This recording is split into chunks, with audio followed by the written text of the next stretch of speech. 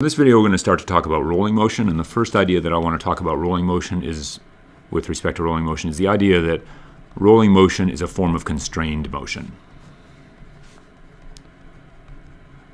And I want to sort of do a quick example to clarify both what that idea is and also how that plays out. And the example actually involves three cases. So case number one is to have a block that is moving along a plane, right? So it moves along the plane in the XY direction. Second case is I have a wheel that moves along this plane, but it's actually a pretty slippery plane, so sometimes it rolls, sometimes it slips. But it moves back and forth along this plane, sometimes rolling, sometimes just moving without rolling. And finally, I've got a wheel that's on a plane, but this time I'm going to imagine the wheel has a sort of rubber covering on it. The surface is one that rubber is really sticky on, so that when it rolls, it actually rolls without ever slipping. So when it's rotating to the right, when it's rotating clockwise, it's moving to the right, and so on. So if you think about these three cases, clearly in each case you have at least one constraint that the object is actually constrained to stay on the plane.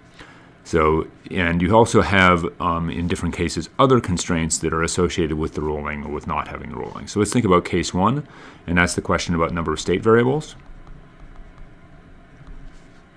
So in this first case, I could pretty clearly define a coordinate system over here. I could say that this distance x is the location of the center of mass, and when I think about changing this system, if I knew what the position of the center of mass was and I knew what the velocity was in the x direction, I would know everything that I needed to know to describe what the state of this block was.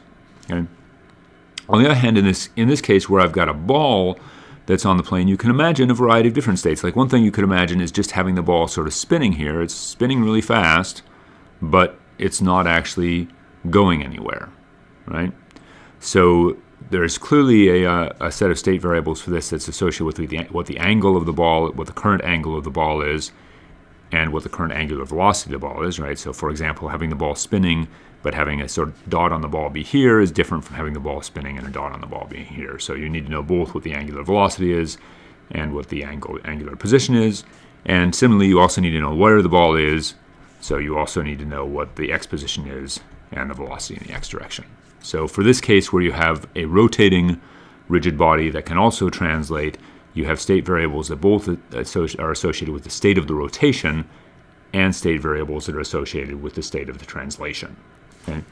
In the case of rolling motion, though, those things are connected to each other. And in particular, if you think about it, whenever the ball moves through a given angle, so let's say it moves through a change in angle of, say, negative pi, right? So it goes from being in this position to pi to the angle rotating. When I define the angle here, I'm talking about the angle in a sort of standard polar coordinate sense. So going from an angle of 0 to an angle of negative pi implies starting here and then ending up there, right? The angle has rotated from being 0 to being negative pi. And in the case of rolling motion, I can see pretty clearly that, in fact, the distance traveled is directly related to what that change in angle, right? The change in distance in this case is simply going to be whatever the change in angle is with a negative sign times the radius of the wheel. So in this case, even though you have a rotating and translating rigid body, you actually only have two effective state variables. You have either theta and omega, which could fully define the state of the system. That is, if you know what theta is, then you know where the ball is located, right? Say theta equals 0 is here, theta equal negative 2 pi would be over here at a distance 2 pi r to the right, theta equals positive 2 pi would be at a distance 2 pi r to the left, right? Or you could equivalently use the position and the velocity in the x direction, because if you knew what the position was, you'd know what the angle was, and if you knew what the velocity was, you would know what the angular position was. So one of the things that really ends up being handy in rolling motion, but also confusing in rolling motion, is this idea that you actually have what are called constraint equations that imply how the angle has to relate to the position. So in general, you'll end up having something that says something like theta equals negative x over r, or some equivalent of that that enforces the constraint that the system, when it moves, has to roll as well.